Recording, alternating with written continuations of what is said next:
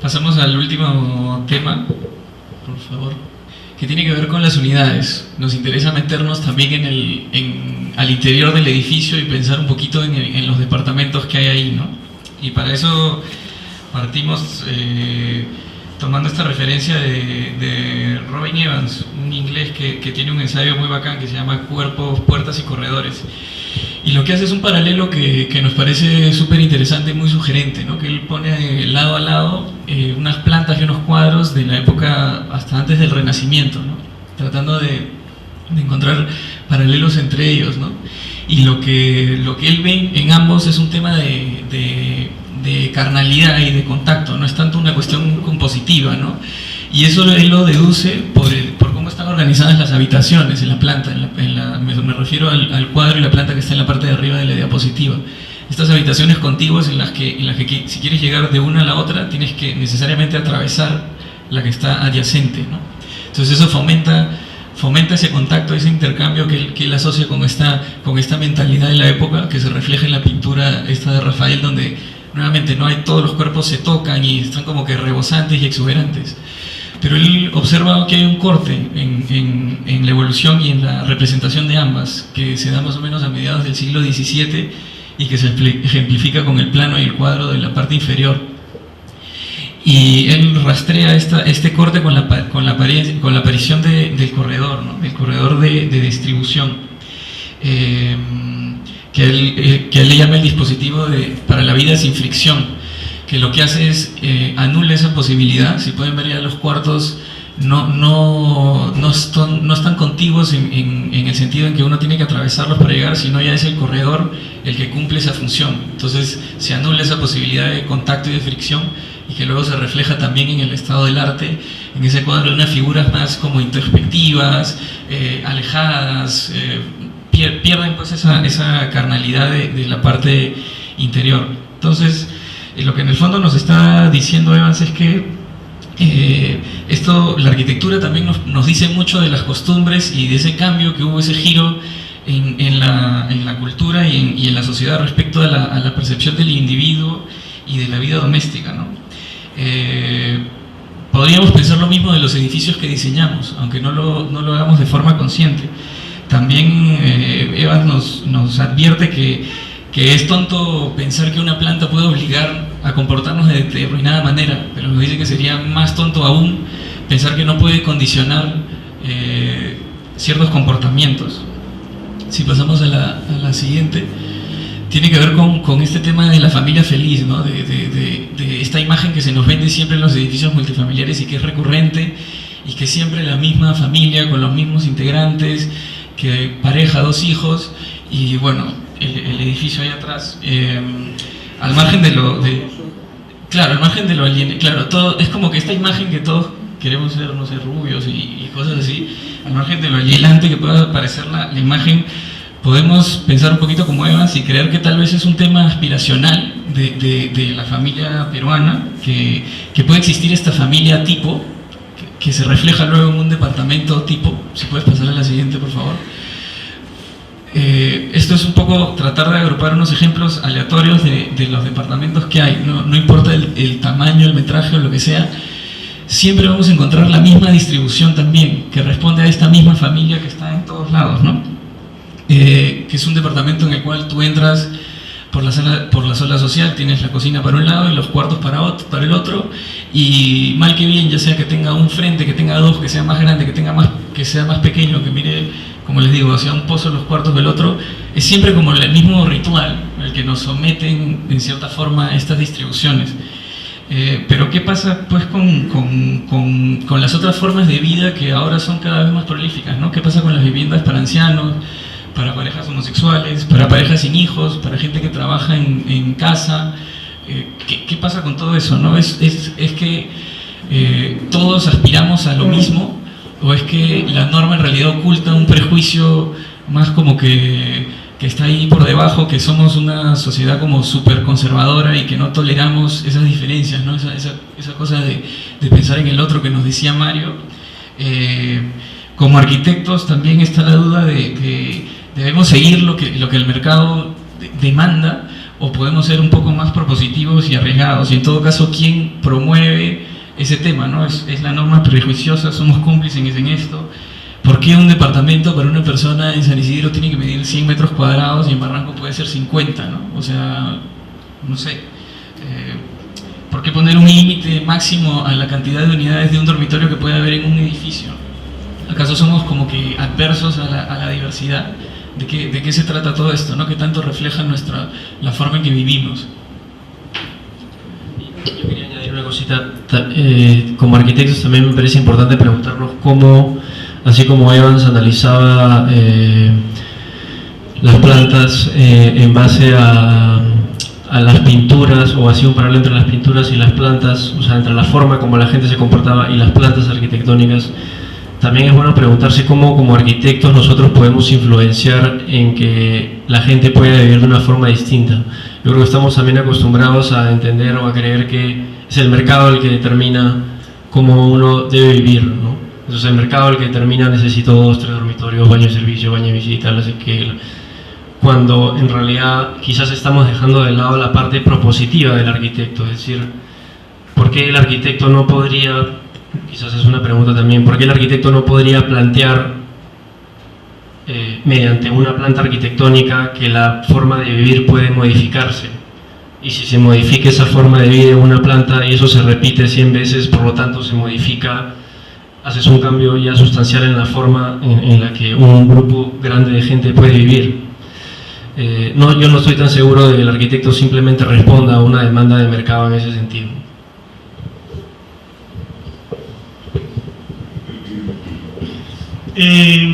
Yo tengo una anécdota de mi mamá que creo que me viene muy al caso. Mi mamá es una señora casi anciana, 75 años, y va a pasar de vivir en una casa de 300 metros cuadrados techados a un departamento de 120 metros cuadrados que tengo la desgracia de diseñar. Y le presento un boceto inicial y bueno, me hace una serie de observaciones, de recomendaciones, en fin. Pero una cosa no te voy a tolerar, Mario, me dijo, es que yo tenga que ser vista en la sala para pasar de mi dormitorio a mi cocina. Eso tiene que ser un paso privado. Y por supuesto, en su casa actual, con esa dimensión, es un paso privado. Pero yo le decía, pero este departamento tiene 120 metros cuadrados. Le digo, sí, pero si hay una cena, y yo todavía estoy en pijama y quiero pasar de mi dormitorio a la cocina para ir preparando la cena. Yo le digo, pues tienes que cambiarte antes de que lleguen los invitados, pues, porque son 120 metros cuadrados, ya no tienes las distancias, no tienes las dimensiones para lograr el nivel de privacidad de una casa de 2 plantas de 300 metros cuadrados. Y esto no es un caso aislado, o sea, mi hermano está loca. Mucha gente piensa así. Y gente que tiene 50 años, no 75. Lima es una ciudad virreinal, no solamente en su título de 3 veces coronada Ciudad de los Reyes, sino que sigue siendo una ciudad sumamente conservadora, ¿no? Y las normas, bueno, son un reflejo de eso, porque los que las crean, de alguna forma viven dentro de esta misma idiosincrasia, ¿no? Y estoy totalmente de acuerdo con Jorge en que la sociedad cambia y el arquitecto como que hace un contrapunto, ¿no? O sea, que de alguna manera puede también canalizar estos cambios y puede sugerir cosas. Sin embargo, en el tema de vivienda, efectivamente, sugerimos muy poco, ¿no? Yo me sentí hace unos años como gran innovador porque diseñé unos departamentos tipo loft, apartamentos abiertos para solteros. Uno de ellos viví yo mucho tiempo, pero claro, esos departamentos tipo loft ya se hacían en los años 60, en realidad ya estaban construidos desde los años 20, son unas adaptaciones que han llegado ya bastante refritas a Lima, y no hay nada de innovación en eso. Sin embargo, en otros usos como oficinas sí somos creativos, ¿no? O sea, aplicamos paneles corredizos, paneles móviles, plegables, ecrans que suben y bajan, sistemas de iluminación con espejo que trasladan la iluminación natural. En vivienda nada, ¿no? Vivienda nada, porque la vivienda es como un templo, nuevamente el tema sacro de la vivienda, ¿no? O sea, de alguna forma hemos sacralizado la vivienda, pues la vivienda tiene que ser así, ¿no? Si no, ¿quién me la va a comprar? Si no, ¿qué va a pasar, ¿no? El día que la venda? O además, mucha gente piensa, no la voy a vender nunca, ¿no? O sea, me tengo que comprar la vivienda donde voy a estar 40 años. Y la dinámica ahora es totalmente diferente. Y la vida efectivamente ha cambiado muchísimo. Y mucha gente no pasa más tiempo en la vivienda que el tiempo que está dormido. Entonces, efectivamente, estoy totalmente de acuerdo en que falta experimentar, pero el obstáculo nuevamente son las normas, ¿no? Es muy difícil experimentar con las normas, porque de alguna manera a los promotores se les puede convencer, hay algunos más abiertos que otros. Los arquitectos podemos ser muy persuasivos, hasta cierto punto, pero los arquitectos nos volvemos los principales enemigos de los arquitectos, ¿no? Y cuando analizamos las normas que rigen la vivienda, es muy difícil ir contra ellas. Las normas que rigen la vivienda supuestamente garantizan iluminación, ventilación, que son cuestiones relacionadas a la calidad de vida, ¿no? Creo que todos estamos de acuerdo en que efectivamente, pues, ¿no? Sobre todo cuando se hacen departamentos en planos, ¿no? ¿Qué pasa si tú le vendes un departamento a alguien y después resulta que el departamento tiene 1,90 m de altura o 1,80 m? Tranquilamente podría suceder si no hay normas, ¿no? Entonces, bueno, definir una altura mínima, garantizar la iluminación, pero para garantizar la iluminación de un espacio de vivienda que además podría cambiar muchísimo con el tiempo, nuevamente el tema de la flexibilidad que vimos antes, bastaría con decir, ok, para tantos metros cuadrados de departamento debería haber tantos metros cuadrados de ventana, de cualquier forma, porque no sabemos si los 3 dormitorios después se van a convertir en 1, o si un dormitorio se va a convertir en 3. Entonces al final no puedes tener control sobre eso. ¿Por qué el Estado tiene que meterse en tu habitación? ¿Por qué tiene que meterse en tu baño? Entonces creo que falta en realidad objetividad técnica para traducir este supuesto cuidado, este supuesto resguardo que tiene el Estado con respecto a la calidad de vida, con respecto a conceptos como iluminación, ventilación, en fin, habitabilidad, ¿no? Que no están correctamente traducidos en normas y que terminan siendo un obstáculo para efectivamente la exploración, la creatividad, la especulación y todo lo demás. Ya, sí, estamos de acuerdo que el peruano, el limeño sobre todo, es súper mega conservador y eso viene porque le tenemos terror a equivocarnos y tenemos terror a equivocarnos porque no tenemos cultura de vivir en ciudad, ¿no? La ciudad de Lima ha crecido demasiado rápida, la mayoría de gente es provinciana, que han vivido en pueblos o muy posiblemente ni siquiera en un pueblo, ¿no? En el campo. Entonces, no saben o no tenemos conciencia de lo que es vivir en una ciudad, tenemos miedo de equivocarnos. ¿Cómo es tu depa? Ya, así quiero igualito, ¿no? Los únicos espacios, increíblemente, son totalmente opuestos económica y socialmente. Los únicos espacios donde se da la libertad para la vivienda, a ver cómo se me ocurra o experimentar, todo esto son espacios totalmente opuestos, viviendas totalmente opuestas. Una es la casa de playa. Sobre todo en la casa de playa sí me permito bastantes licencias, házmelo loquísimo, la piscina arriba, bajo por un tubo y llego a mi casa. Y la otra es la autoconstrucción. O sea, la persona que vive en zonas marginales, y ni siquiera tan marginales, que se autoconstruye, hace la casa como le da la gana. No hay normas, no hay municipalidad, no hay nada. La construye como le parece que tiene que ser. 10 cuartos van a vivir mis 20 hijos, acá al costado vive mi hija con su esposo, acá el perro y arriba tengo los chanchos. Es decir, hacen la vivienda como les nace del forro. Esa es la verdad. Desgraciadamente no tienen un arquitecto al costado para poder plasmar de repente de una manera mucho más creativa, porque normalmente esa gente lo que busca es de que su vivienda sea económica, mega rentable, ¿no es cierto? Y práctica, y flexible además, porque cuando terminen de construir ellos ya son abuelos, ¿no? Entonces tiene que ir también el hijo, el nieto, pues se va a multiplicar. Entonces, ahí hay un tipo de creatividad que estamos desaprovechando, ¿no? Porque nosotros no metemos ni una raya de lápiz en esas viviendas, las hacen ellos, y sin embargo sí experimentan a su manera, ¿no? Yo creo que una de las trabas es que nadie te discute cómo debe ser un hospital o un hotel o un edificio institucional, pero todo el mundo, se tenga una presencia rural o urbana, tiene una experiencia de vida en un espacio. Todo el mundo siente que sabe cómo se maneja una vivienda. Todo el mundo ha tenido una experiencia y aspira a otra experiencia quizás. Entonces, por ahí hay un tema de también pie forzado donde, así como la mamá de Mario le exige ciertas cosas, ¿no? Todo el mundo tiene una visión de cómo debe ser su casa porque ha tenido una experiencia y quiere replicarla o cambiarla. Pero creo que ahora eso de la autoconstrucción también está demostrado que es lo más caro que hay, porque en el tiempo, eso de comprar ladrillo por ladrillo y acumularlos y después los vecinos de la manzana te ayudan a levantar un cuarto, o sea, es un proceso carísimo. Entonces, con todos estos proyectos masivos, los mecanismos financieros están permitiendo que una pareja recién casada con un hijo que tiene un empleo estable después de 3 años y respiran, califican.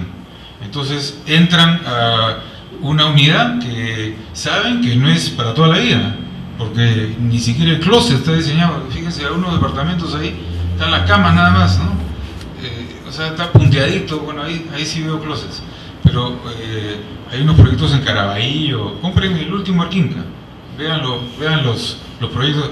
Dicho sea de paso, un Publicherry ha mejorado un montón en los últimos 2 números y hay artículos con un contenido crítico y bien valioso. Antes era pura fotos, ahora, pero uno, dicho sea de paso, también en el anterior, no en el Vivienda Colectiva 2, sino en el anterior, hay una planta, un proyecto en español que le comentaba a Marco cuando veníamos a este evento. Abres la puerta del departamento y ves la puerta del baño, ¿no? Y es un solo baño en un departamento de 2 dormitorios, la sala como está en una esquina y los cuartos están al otro lado. Entonces todas esas taras que acá tenemos de que no me vean cuando voy al baño, allá no existen. Me es difícil poder venderle una idea así a un promotor acá, ¿no? Le da la chamba a otro. Entonces el tema de este cambio interno, antes comprar una casa o un departamento era casi una inversión para toda la vida. Hoy día la gente está entendiendo que es una etapa de su vida. El americano se muda 7 veces históricamente, desde la primera vivienda cuando sale a la casa de los padres hasta que termina en el club de golf, en una casita o un sitio de jubilados o de ancianos. Son 7, en promedio son 7 casas. Entonces hay lo que dijo Mario, el tema de la reventa también, ¿no? O sea, no quieres invertir en algo que después no sea fácil de vender, de desprenderte, porque sabes que tienes que moverte o a algo más grande o luego reducirte. Entonces creo que esa mentalidad va a ir adaptándose a los cambios, ¿no? Y a las nuevas formas de vida que estamos viendo. Bueno, hemos terminado con los temas que hemos planteado nosotros. No sé dónde está Edgar. ¿Tenemos tiempo para algunas preguntas? No. Sí. Ahí. Bueno, vamos a hacer por motivo de tiempo una sola ronda de preguntas. Son 4 preguntas que, bueno, entrelazar bueno, alguna pregunta premiante, ¿no? Si alguien quiere levantar la mano, por favor. A ver, primero. ¿Sí? Nos tengo una pregunta porque todos han coincidido en que un gran culpable o un gran responsable de la situación es la normativa o la falta de, y definitivamente estoy de acuerdo. Pero, y que definitivamente no hay que satanizar las inmobiliarias, también estoy de acuerdo. Pero lo cierto es que las inmobiliarias juegan un papel bastante curioso en la construcción de la ciudad, porque estamos hablando de fachadas diseñadas en función a focus groups, de arquitectos que están sumamente limitados porque de pronto un estudio de mercadeo arrojó tal o cual resultado. Me interesaría saber la opinión de ustedes con respecto a un cliente llamado inmobiliaria que no es el usuario final, pero que sin él nada de esto se puede dar finalmente, ¿no? Un cliente llamado inmobiliario. Claro, la inmobiliaria es tu cliente, pero no es tu usuario. Inmobiliario. Si quieres.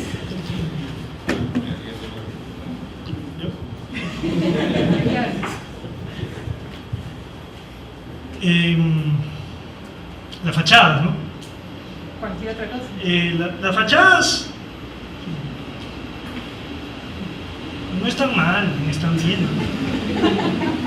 Hay de todo, como hemos dicho. Pero el principal problema, digamos, estético, si es que por ahí va tu pregunta, de la Lima que crece, es que aparentemente pues nunca termina de crecer, ¿no? Entonces, por cada fachada regular que hay, existen 3 fachadas espantosas, que son los 2 costados ciegos y la parte de atrás que nadie mira, supuestamente, ¿no? Pero cuando tienes una zonificación de 2 pisos atrás de una zonificación de 20, la miras como si fuera fachada principal. Entonces, nuevamente no es por exculpar a los arquitectos, a los diseñadores, pero creo que nuevamente el tema no es un tema de diseñadores, es un tema de diseñadores de normas y finalmente es un tema del modelo que de alguna manera ha creado todo esto, ¿no? Una ciudad que pasa de 2 pisos a 20 pisos de golpe, pues evidentemente no puede ser una ciudad de muros medianeros. Yo entiendo que puedan haber cambios de zonificación muy abruptos, pero también entiendo que, así como mencionaron, la acumulación de lotes, la creación de proyectos con 4 fachadas en lotes más grandes, cambiarían totalmente la percepción de la ciudad en todas estas zonas. Iba por el lado estético tu pregunta, ¿no? En realidad iba por el lado de la responsabilidad de las inmobiliarias. O sea, Las inmobiliarias son como la naturaleza, o sea, es una fuerza natural que empuja, o sea, ellos van a empujar hasta donde pueden. De alguna manera son como la sangre, o sea, son como el combustible. Yo creo que sus responsabilidades están en otros campos morales, en otros campos éticos, no en el campo estético. Ahí la responsabilidad es netamente nuestra, y obviamente se va escalonando en el nivel de tu participación en el proceso, ¿no? Siendo cada vez menor el impacto que uno puede tener en la medida en que ya participa como diseñador, que es un tema que de alguna forma he querido ser bastante reiterativo acá, aunque caiga un poco pesado y antipático. El hecho de mencionar que los grandes problemas que estamos mencionando acá no son problemas de diseño arquitectónico, no son problemas de diseño de un proyecto, sino son problemas de un proceso que es mucho más grande y que de alguna manera es el causante de esta ciudad desarmónica, ¿no? O sea, ahora que hemos mencionado el último tema, que hemos tocado el último tema de la vivienda, donde falta innovación, especulación, sí, pero no está mal, o sea, mal que bien este exceso de normas hacen que estas viviendas sean bastante más vivibles que muchas que conozco en ciudades como Sao Paulo, Buenos Aires, Nueva York. Bastante dignas, ¿no? Bastante dignas, están bien ventiladas, bien iluminadas. Bueno, algunas tienen distribuciones más o menos eficientes, pero si tú comparas eso con casos de otros países como la India, por ejemplo, o Mumbai, las cosas que suceden son terribles, ¿no? Entonces, el problema no es finalmente adentro, ¿no? No es el departamento, no es la vivienda, el problema es todo el entorno y nuevamente el bien común. Sí, agregar lo del bien común. Efectivamente, la ciudad también deberíamos diseñarla nosotros los arquitectos y estamos perdiendo ese espacio, ¿no? De diseño de la ciudad, espacios comunes. La inversión pública en el espacio público, ya que las viviendas se reducen cada vez más por una cuestión económica, es mínima, ¿no? Hay algunos distritos que sí invierten, pero por lo general no. Las áreas verdes, los sitios de juegos, eso ha disminuido bastante. O sea, disminuido no existe, nunca ha existido, ¿no? Entonces, eso es lo que donde nos tenemos que volcar. Y las inmobiliarias no pueden hacer nada, salvo pagar su CERPAR. CERPAR es un impuesto que se paga cuando tú haces ya la declaratoria de fábrica de tu edificio, que se va para pagar seguramente planillas y no para hacer más parques o más áreas verdes.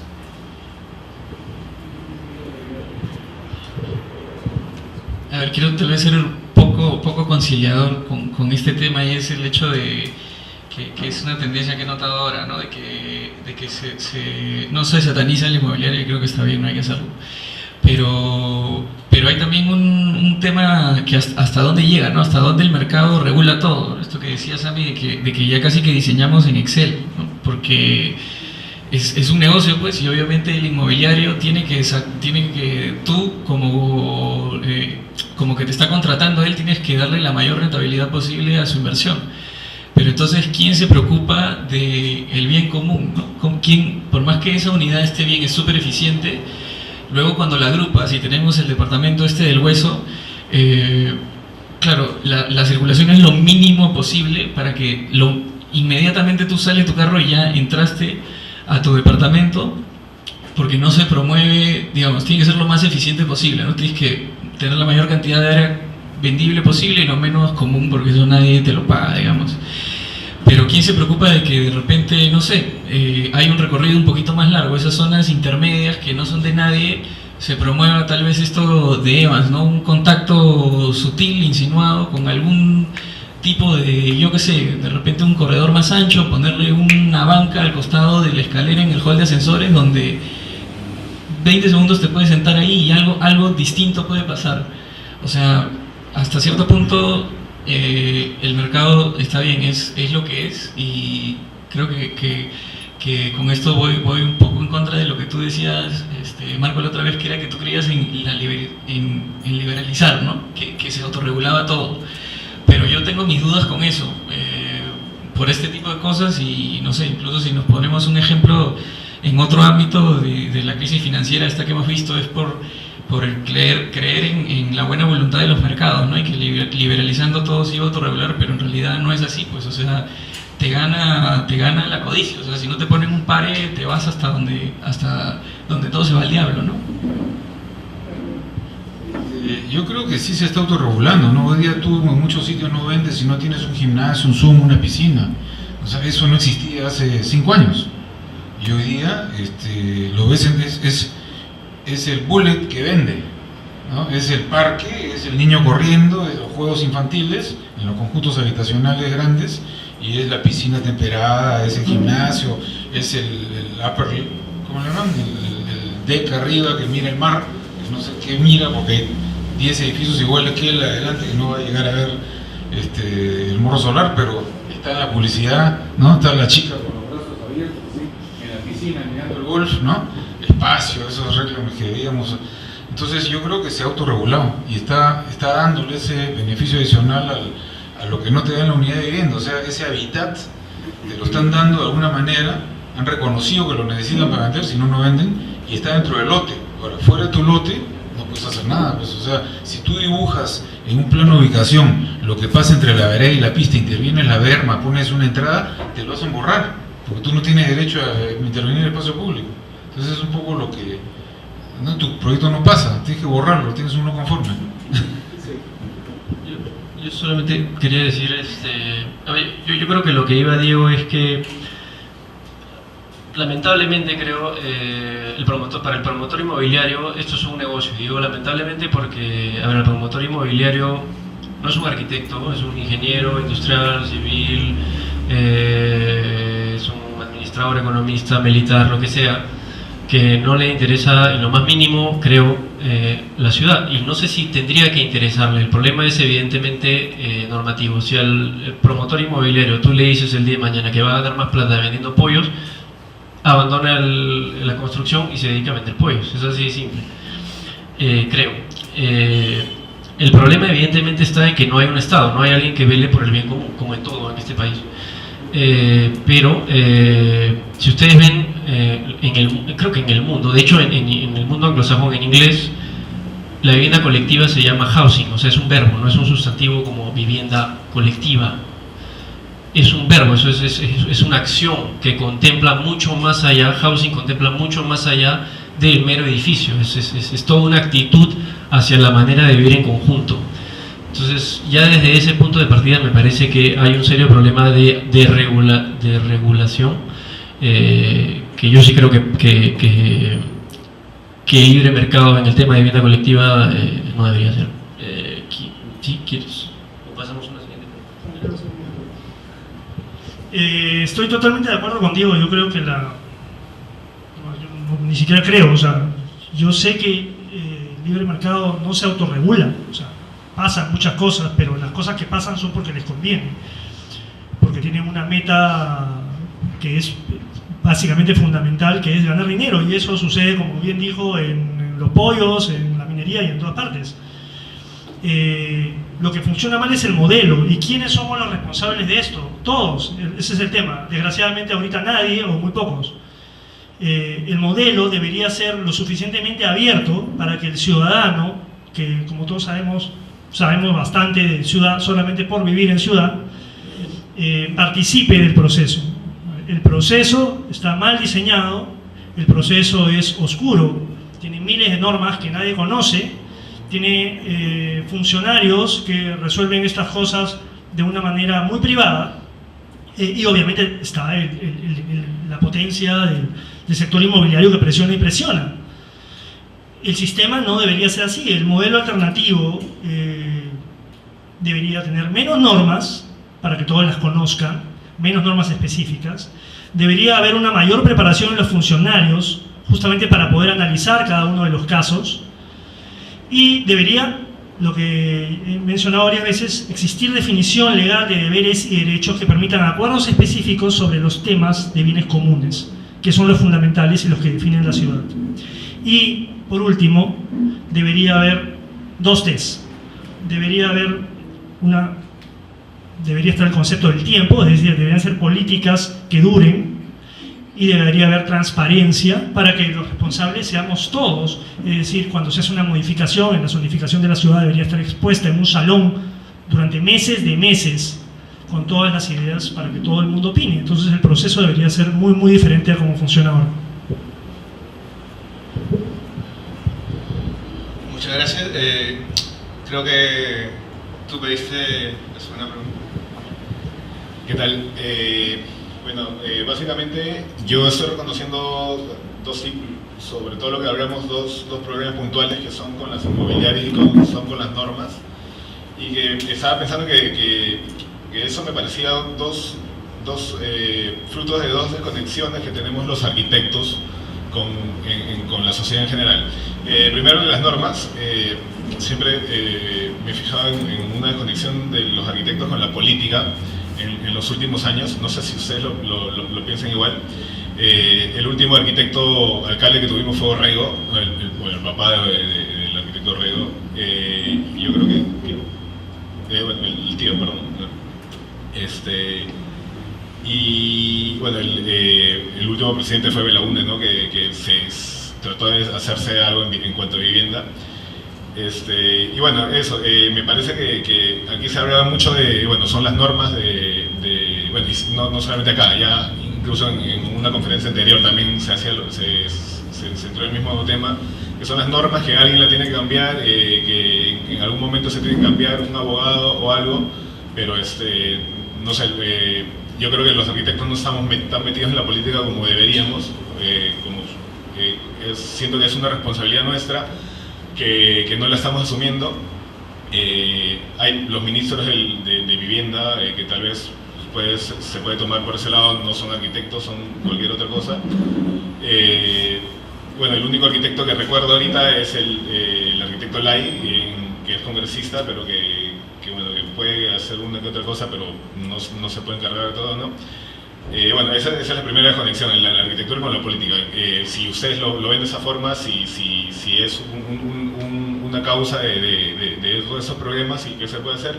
Y otra, en cuanto al problema de la inmobiliaria, creo que hay una desconexión de los arquitectos con la gente en general.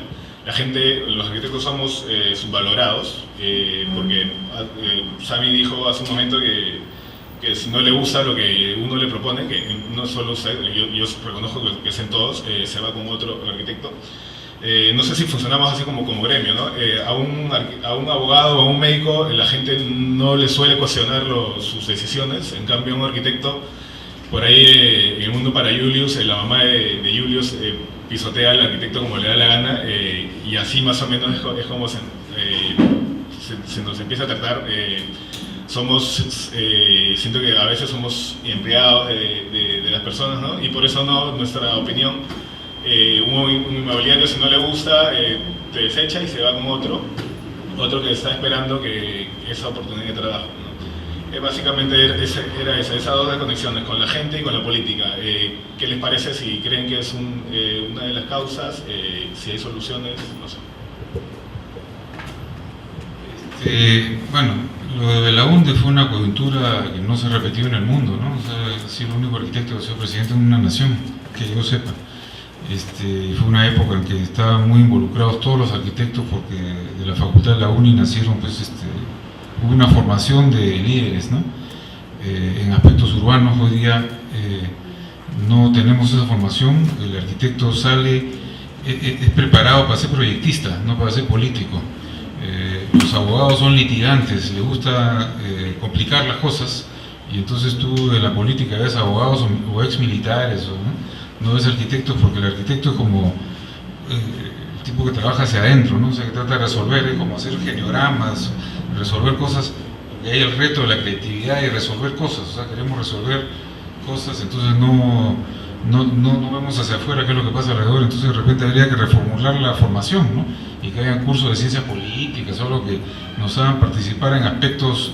Pero la culpa la tenemos nosotros los arquitectos, que no nos involucramos. O sea, si hubiera más proyectistas metidos en comisiones técnicas, las autoridades seguirían cambiando de a poco, porque tendrían otra voz a quien escuchar, y no solamente al funcionario rentado que le dice sí señor, porque si no lo despiden, ¿no? Entonces por ahí va el tema. Sí, lo de Belaúnde fue un caso único.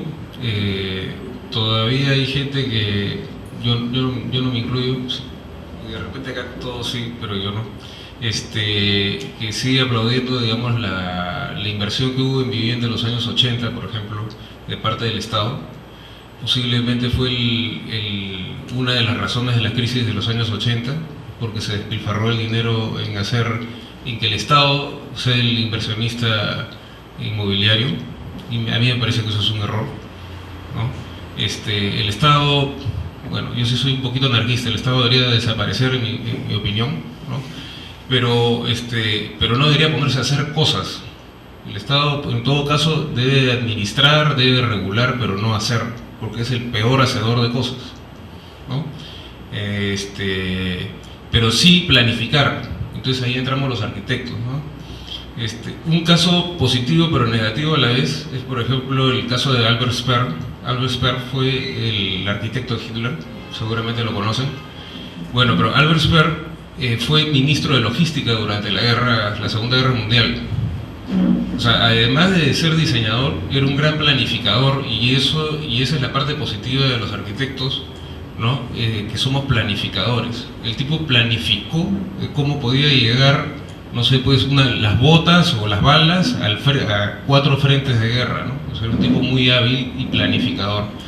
Igual el alcalde de Curitiba, que ha sido una ciudad modelo en Latinoamérica, tuvo un alcalde arquitecto durante 20 años seguidos, y cuando se retiró tenía 80% de intención de voto, ¿no? Entonces sí podemos y deberíamos involucrarnos, sobre todo en el tema de las ciudades.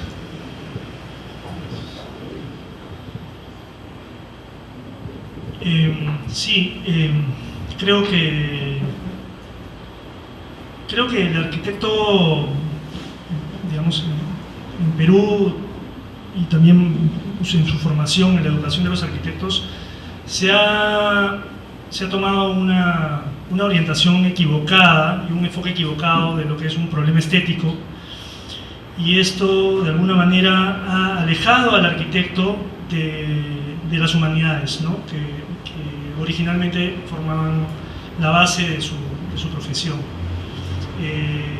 Un mal entendido interés por lo estético ha banalizado de alguna manera nuestra profesión, y eso es un poco la respuesta a tu segunda pregunta, que sería sí, el tema de los promotores inmobiliarias que nos comen crudos, y todos nos comen crudos y todos nos mangonean como le da la gana, porque de alguna manera estamos casi a nivel de un técnico de decoración, ¿no? De un artesano, y hemos perdido gran parte de nuestro ámbito de acción, ¿no? Sobre todo en la parte de la estructura y de la superestructura, que de alguna manera nos permitía justamente responder de una manera mucho más contundente a las necesidades de la sociedad.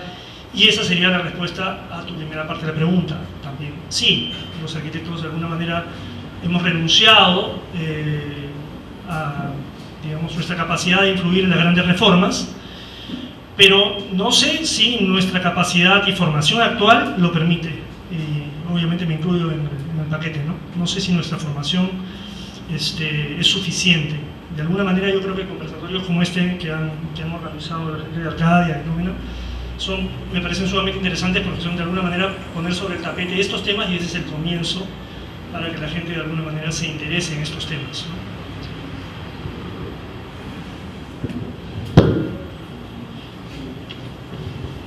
Gracias, creo que tú eres...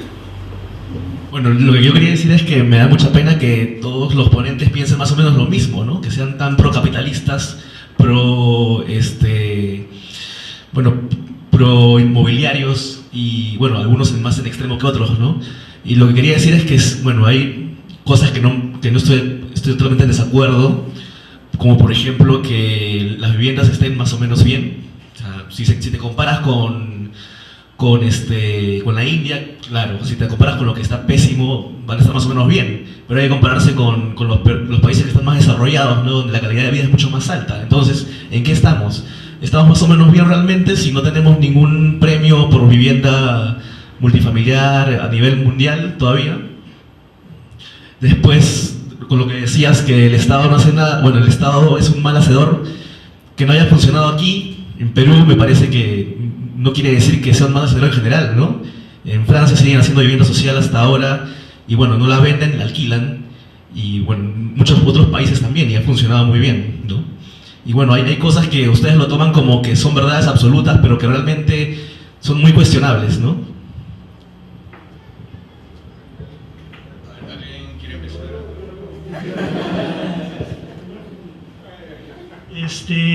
No, creo que me interpretaste mal. Yo no dije que estamos bien. Yo dije que la problemática de la vivienda multifamiliar no cojea particularmente en el diseño de las viviendas, sino en la concepción urbanística, que de alguna manera ya tiene un alcance mucho más amplio en todo el entorno. Y cuando comparé a Lima con Mumbai, también la comparé con Nueva York y también la comparé con Sao Paulo. Y una vivienda típica de Jesús María, de un edificio multifamiliar de gran altura acá, efectivamente está en mucho mejores condiciones que una vivienda típica en Miami, en un departamento que cuesta muchísimo más, por cierto, que uno de Nueva York o que uno de Sao Paulo. El tema no está en tu núcleo de vivienda, el tema está en todo lo que viene alrededor, que finalmente es lo que tiene mucho mayor implicancia con respecto a la calidad de vida. Sí, claro, es que eso es lo que trato de decir yo. Nuestro problema no es arquitectónico específicamente. La especificidad arquitectónica es un problema en este caso, ese enfoque es un problema.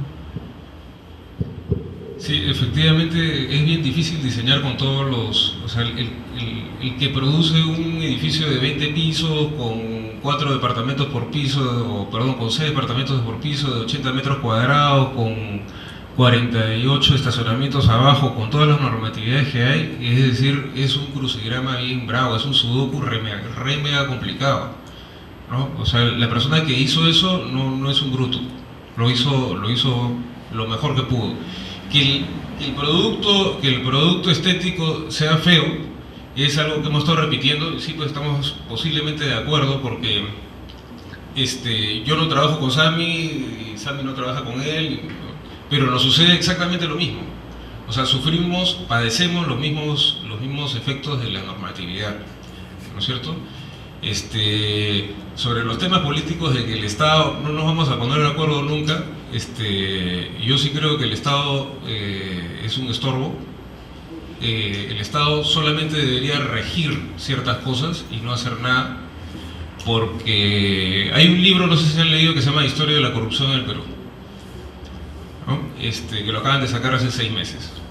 O sea, el Estado ha servido solamente para corromper personas a lo largo de la historia. Si no, mira Cuba, mira la Unión Soviética, mira lo que sucede ahora en Estados Unidos, que el Estado está tratando de dominar las cosas. Pero bueno, ahorita vamos a hablar de arquitectura.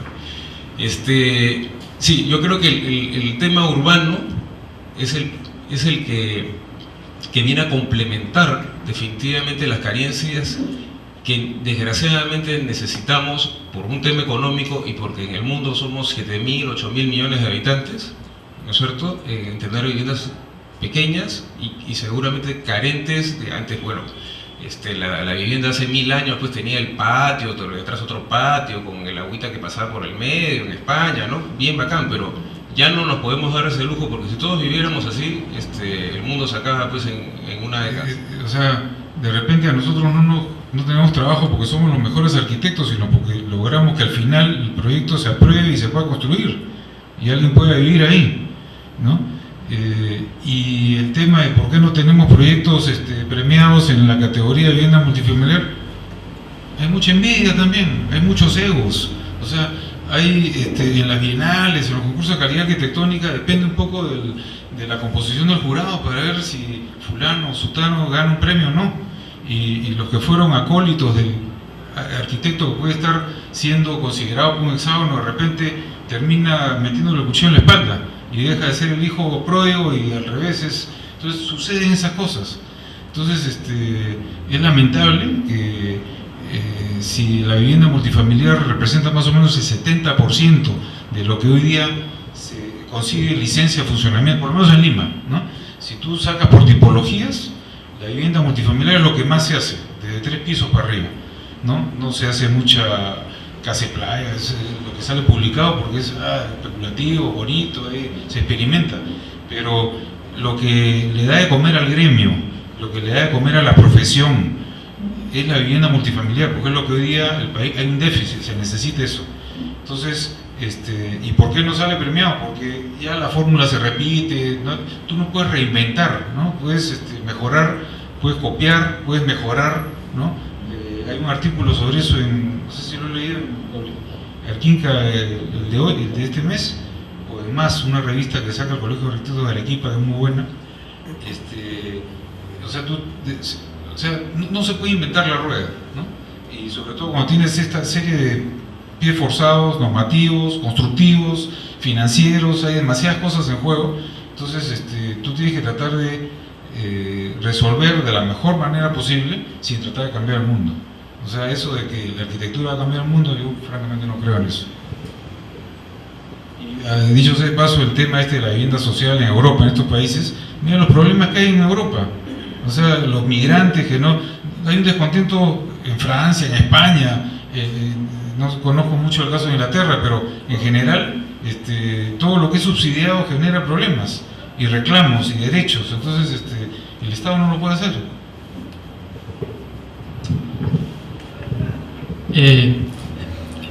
Sobre el tema yo ahora enseño un taller con Diego en la UPC y estamos haciendo vivienda, el taller 4, y nuestros alumnos que empezaron el ciclo y empezaron a hacer, digamos, ya el proyecto, nos preguntaban: ¿y en qué momento diseñamos la fachada? ¿Y en qué momento vamos a diseñar la fachada? ¿Y en qué momento vamos a diseñar la fachada? Nunca la vas a diseñar, nunca, y así. Y no la han diseñado hasta ahora, mañana es su entrega, no la van a diseñar nunca. Yo creo que poder pensar que uno va a poder uniformizar o dejar salir digamos, enseñar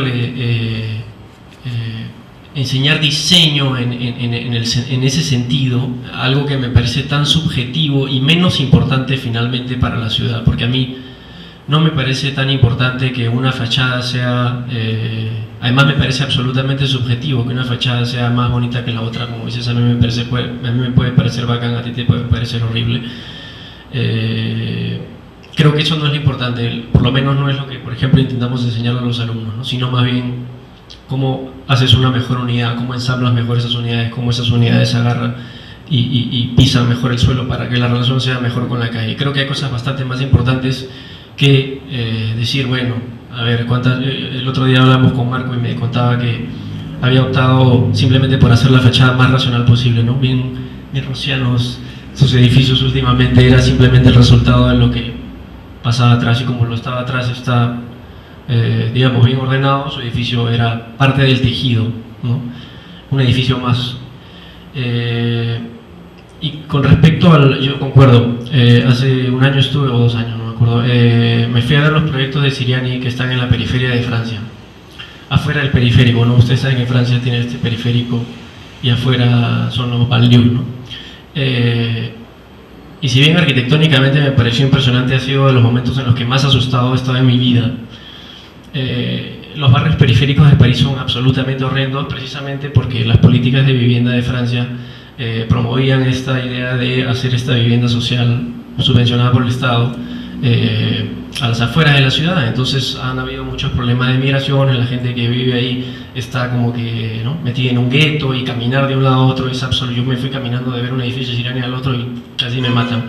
Entonces, versus, por ejemplo, la ciudad probablemente más capitalista del mundo, como es Londres, que yo no creo que evidentemente el Estado tenga que desaparecer, tampoco creo que tú creas eso, es simplemente que cumple un papel normativo, cumple un papel, digamos, es el regulador, ¿no? En Londres la vivienda social tiene esta idea de estar no como en París a la periferia, sino más bien metida en la ciudad, y hay toda una reglamentación de que la vivienda social tiene que estar mezclada, y que si tú quieres construir un edificio nuevo tiene que tener un 30% de vivienda social, y eso es, en fin, todo un rollo. Pero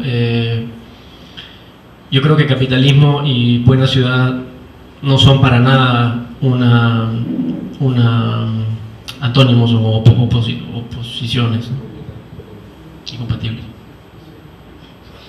Yo quería añadir también una última cosa, y a raíz de lo que comentó Sami, ¿no?, que este proyecto que habías visto en España, que también si hacemos un análisis así como el que hemos hecho ahora, de meternos ahí en verdad dentro y luego cómo trabaja esa pieza, vamos a encontrar muchas coincidencias en cosas que fallan a diferentes escalas. Yo también estoy de acuerdo que estos depas probablemente son mejores que muchos de los que salen en esas revistas, de esos proyectos tan bacanes que son monstruos, pues, no, que han habido muchos en Madrid, pero cuando te pones a ver la unidad pasa eso, ¿no? Que son, y yo lo he visto porque he estado viviendo ahí, y la gente se queja terriblemente de que las normas son, pero una camisa de fuerza tremenda que hace que las condiciones de vida en esas unidades sean terribles, ¿no? Por más que luego si las forran y quedan monstruos y se queda el edificio publicable, alucinante, y salen todas las revistas y no sé qué, no sé cuántos, pero en verdad funcionan bastante mal.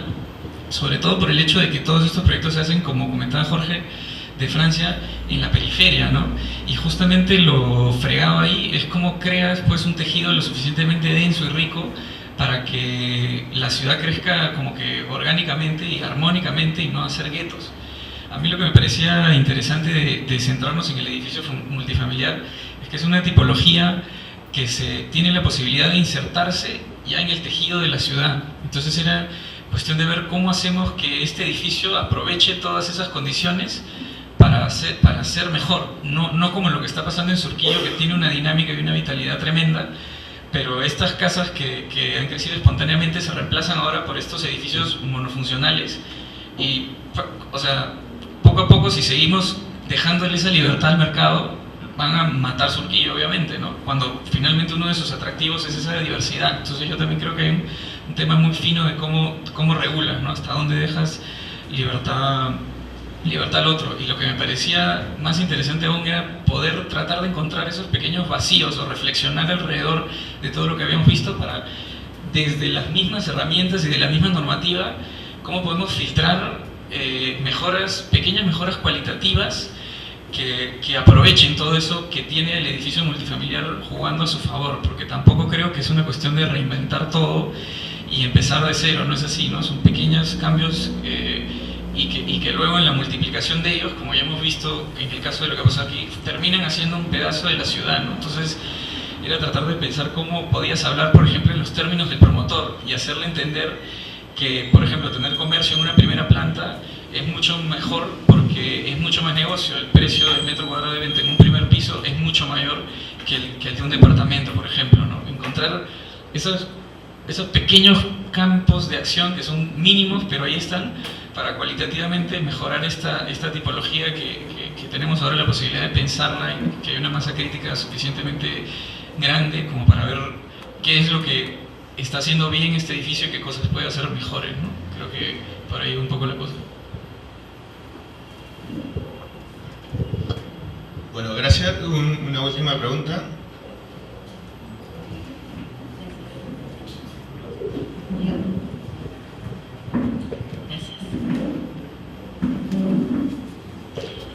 Bueno, yo solamente primero agradecerles por la conferencia y por el tiempo que se han dado a estar acá, y segundo, hay un tema que han mencionado que creo que tiene relación con el primer punto que tocaron al comienzo de la conferencia, que tiene que ver con el hábitat o con el habitar y la vivienda, y que además se relaciona con el hecho de poder vivir en un edificio que está creciendo en vertical, y con el punto de la convivencia que mencionaste tú, Mario. Y mi pregunta va un poco por el hecho de, entonces, finalmente, después de todo lo que hemos conversado, ¿qué podemos hacer los arquitectos desde nuestra trinchera, desde la posición que nos toca jugar ahora, para garantizar ese bien común? Si finalmente la arquitectura dice algo sobre la ciudad, le habla a la ciudad y conforma ciudad, ¿cómo ven ustedes las estrategias que tenemos ahora para poder hacer ciudad y garantizar esa convivencia con tantas personas viviendo ahora en un mismo espacio?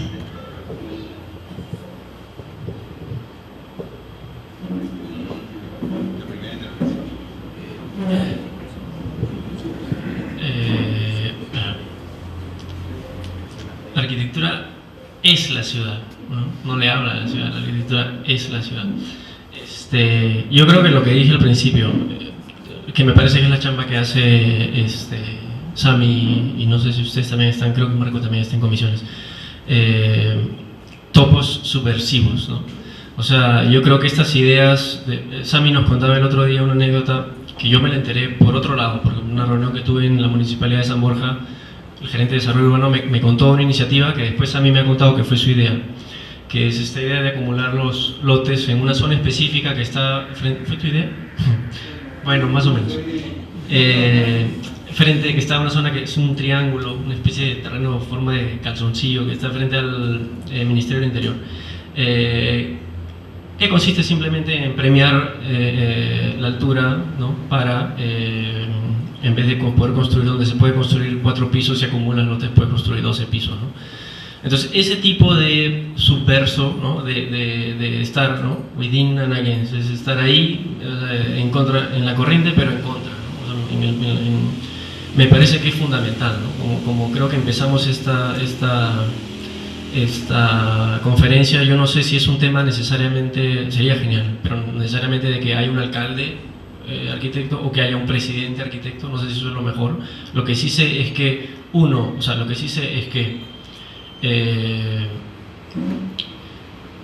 desde su trinchera puede ir haciendo estos cambios, escarbando en la mente del promotor, del inmobiliario, del cliente, y sobre todo de la gente que tiene la responsabilidad de cambiar las normativas, que creo que estamos de acuerdo todos que es el principal problema, ¿no? Gerente de desarrollo urbano, alcaldes, en fin, yo creo que si esas cosas se empiezan a dar, genial, la ciudad empieza a cambiar y ya de repente no estaremos hablando del edificio entre lote necesariamente, sino de una nueva forma de hacer vivienda colectiva en altura, lo que sea, ¿no? Una cosa que sí tenemos que crear más conciencia es en los concursos. O sea, se nos vienen unos Juegos Panamericanos, la oportunidad de que Lima cambie, que vea ejemplos que han ocurrido en otros lugares, para que a través de los concursos haya mayor posibilidad de experimentar, de comparar, ahora llegando, me estaban enseñando unas vistas del concurso de la remodelación de la Plaza de Armas de Arequipa, que el sábado tuve la suerte de ver los paneles antes de que deliberaran. Entonces, mal o bien el ganador o el segundo, lo que fuera, pero de ahí es donde se nutre la posibilidad de intervenir en los espacios públicos, ¿no? Y creo que nuestra labor está en crear conciencia. Eventos como este contribuyen a que se divulguen estas inquietudes y poco a poco ir penetrando donde podamos, ¿no? Predicando. O sea, nuestra labor es casi un apostolado. Tenemos que poder comentar estas inquietudes donde podamos, en los foros que podamos y pelear por la reivindicación del concurso, ¿no? Yo creo que por ahí hay un camino positivo. Yo también quería añadir que, claro, no todos tampoco vamos a ser esos topos metidos en comisiones, y yo creo que desde el proyecto, desde el acto de proyectar también es posible introducir esos pequeños cambios que les comentaba. Definitivamente tenemos mucho camino que recuperar en cuanto a eso, a participación, a contacto y todo, pero creo que también empieza por lo que decía Sammy, por tomar conciencia de lo que está pasando, ¿no? Y ese es un poco el esfuerzo que hemos tratado de hacer esta noche, de repasar lo que se está haciendo, para, en base a eso, cada uno de ustedes se formará una posición crítica y entenderá, dentro de todo este mecanismo, de todo este laberinto de cosas y de normas y de actores y de mecanismos, cuál es el rol que cree que le corresponde, y tendrá más conciencia a la hora de que tire una línea de cuáles son las implicancias y de dónde viene todo eso que está haciendo, ¿no? Creo que un primer acto de reconocimiento es lo primero para empezar a luego decir, por acá creo que la cosa debería cambiar y debería ir mejorando, ¿no? Sí, para reforzar lo que dijo Sammy sobre los concursos, sí, yo no recuerdo cuáles han sido los últimos concursos importantes que ha promovido el Colegio de Arquitectos. El del logotipo de la revista, ¿no? Ese tipo de cosas, ¿no? El polo para el aniversario. O sea, el Colegio de Arquitectos en directivas pasadas se enfocaba más en el seguro dental, el seguro oftalmológico, ¿no? De verdad, eso era lo que cubría, es decir, era un ente común que trataba de hacer cosas en vez de promover y administrar cosas, ¿no? Debemos recuperar el espacio de los concursos, y que no sean concursos. Lo que está pasando últimamente, de repente, no sé si lo saben, por ejemplo, lo del tren eléctrico, todas las grandes obras que ha estado haciendo de alguna manera el Estado han sido concursos mixtos entre la construcción, o sea, la constructora, el precio, ¿no? Y el proyectista pues tenía un peso pues de 10%, el proyecto tenía un peso de 10%, el resto era cuánto costaba, cómo se hacía, etc. Entonces no siempre el mejor proyecto necesariamente va a ganar, ¿no? Sino quien da mejores facilidades de construcción, etc. Entonces el Colegio de Arquitectos tiene que luchar para desligar un poco el tema de la proyección, ¿no? El proyecto arquitectónico, para que sea un concurso independiente por calidad arquitectónica más que por otras cosas, ¿no? Ya me olvidé la pregunta. No me acuerdo. Bueno, a corto plazo todo lo que han dicho, digamos, de alguna forma lo comparto. A mediano plazo también. Sin embargo, creo que el problema de fondo a largo plazo tiene que ver con una otra pregunta que hicieron hace un rato, sobre este tema de la banalización de nuestra profesión, ¿no? Que de alguna manera es el resultado del abandono de las humanidades y de las ciencias, ¿no? Para comprender este problema realmente. Que es un problema estético, sí, es un problema estético, sin duda, pero los problemas estéticos no los ven los artistas. Los ven las humanidades, los ven las ciencias, y de alguna manera tenemos que recuperar el interés por estos campos y estudiar eso, lo cual implica obviamente estudiar urbanismo y estudiar de alguna manera todo lo relacionado con la ciudad. Y me temo que si eso no sucede, el arquitecto no se va a encontrar preparado realmente para tomar un papel protagónico en la modificación de los procesos que ya hemos visto que son defectuosos. Gracias. Gracias.